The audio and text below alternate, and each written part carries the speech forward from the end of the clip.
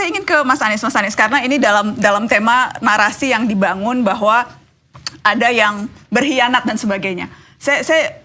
Ada yang kemudian akhirnya ramai diputar lagi, Mas. Percakapan kita di Mata Najwa 5 tahun yang lalu. Ketika waktu itu konteksnya adalah, kita dengarkan saja supaya bisa dapat gambaran, kita lihat video Mata Najwa 2018. Dalam pertemuan itulah Pak Prabowo menanyakan yang mungkin yang terakhir, yang ketiga kalinya. Jadi Pak Anies, apakah Pak Anies bersedia untuk menjadi calon wakil? Dan saya sampaikan, Pak Prabowo, ini sebuah kehormatan yang luar biasa. Karena ada 260-an juta orang dan saya diminta untuk menjadi pendamping. Mas Anies, saya harus tanya, apakah Anda menolak ini karena tawarannya cawapres? Tapi kalau tawaran capres mungkin saja akan berbeda? Tidak pernah ada tawaran capres.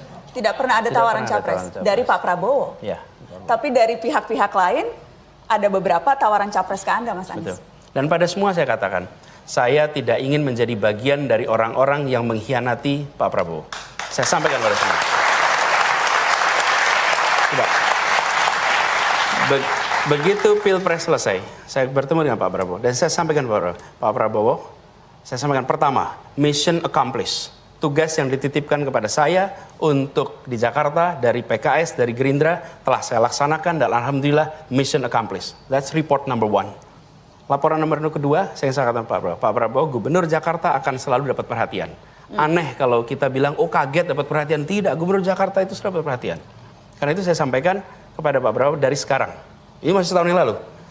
Pak Prabowo, I will not intercept on your candidacy. Saya tidak akan memotong proses pencalonan Pak Prabowo dan proses kampanye Pak Prabowo. Dan komitmen itu saya pegang.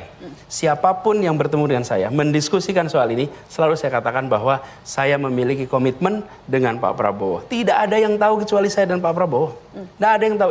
Yang lain dengar ceritanya aja. Jadi Mas Anies, Anda mengiyakan bahwa memang tawaran-tawaran maju itu berdatangan? Berdatangan, tapi saya selalu katakan pada semua, meskipun tidak ada saksi dalam pertemuan itu, tapi kata-kata saya diingat oleh Pak Prabowo dan diketahui tentu oleh banyak orang, tapi saya sampaikan kepada semua, saya pegang itu. Jadi ketika ada yang datang mendiskusikan, saya sampaikan, selama ini ada Pak Prabowo, saya tidak mau memikirkan, not even thinking. Mas, statement itu kemudian disebutkan itu Anda mengkhianati Pak Prabowo, karena tadi Anda menyebutkan selama Pak Prabowo ada dalam pencalonan, kurang lebih gitu, Anda tidak akan intercept. Ya. Itu ada timeline waktunya, ada expiration time-nya kah ketika Anda menyebutkan komitmen itu? Iya, kalau ini saya ditawarin makan, nggak mau makan, saya kenyang. Apa kemudian seumur hidup saya kenyang? Ya pada saat ini, saya katakan saya kenyang, itu kira-kira. Ya, analogi aja. Nah, apa yang saya sampaikan pada saat itu tahun 2019. 18, ya?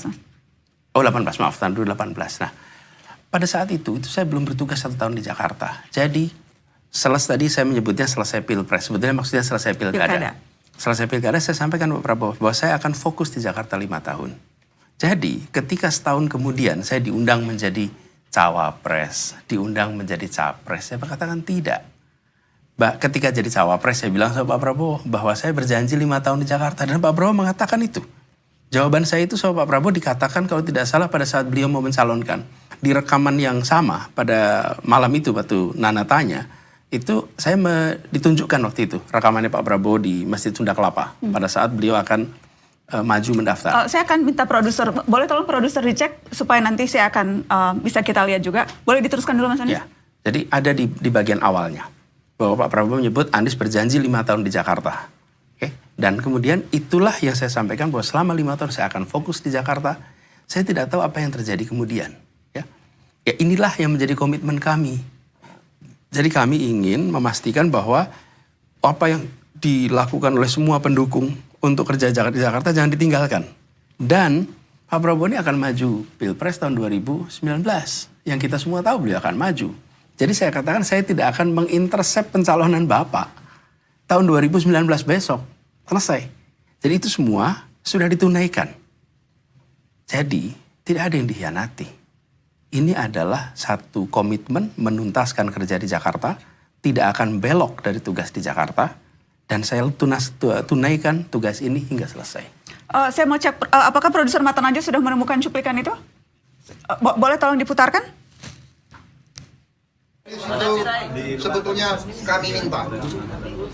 Tadi beliau mengatakan beliau sudah akan sumpah 5 tahun. Beliau harus setia kepada sumpahnya kepada rakyat dan sebagainya, ya kan? Ini yang Anda maksud, Mas Anies? Ya, jadi ketika kita berbicara itu konteksnya 5 tahun kemarin. Bahwa saya berkomitmen untuk di Jakarta, saya tidak akan kemudian mengkhianati komitmen saya. Komitmen saya juga Pak Prabowo, bahwa 5 tahun saya akan di Jakarta dan itu saya selesaikan. Jadi ini menurut saya agak terlalu jauh. Kalau kemudian dinyatakan sampai kapanpun tidak akan bersedia dicalonkan. Nah, sekarang juga saya tidak mencalonkan diri. Saya sedang bertugas di Jakarta, dicalonkan oleh partai yang pada saat pilkada juga tidak mendukung saya. Yang mendukung saya adalah PKS. Dan sejak kemudian dicapreskan oleh Nasdem, apakah sudah sempat bertemu dan berbincang dengan Pak Prabowo? Belum. Saya waktu itu menyampaikan permintaan untuk berjumpa, belum dapat waktu. Kemudian kita coba beberapa kali, belum ada waktu, sehingga saya kirimkan surat kepada beliau dan menyampaikan kepada beliau perkembangan yang sudah saya lewati, tuntas di Jakarta, dan juga perkembangan bahwa ada dinominasikan oleh Nasdem. Dan kemudian saya kirimkan surat itu kepada beliau. Bagaimana Anda menggambarkan hubungan Anda dengan Pak Prabowo sekarang? Saya hormat pada Pak Prabowo. Pak Prabowo adalah pribadi yang memiliki kecintaan pada Indonesia yang luar biasa, dan saya akan selalu hormati beliau.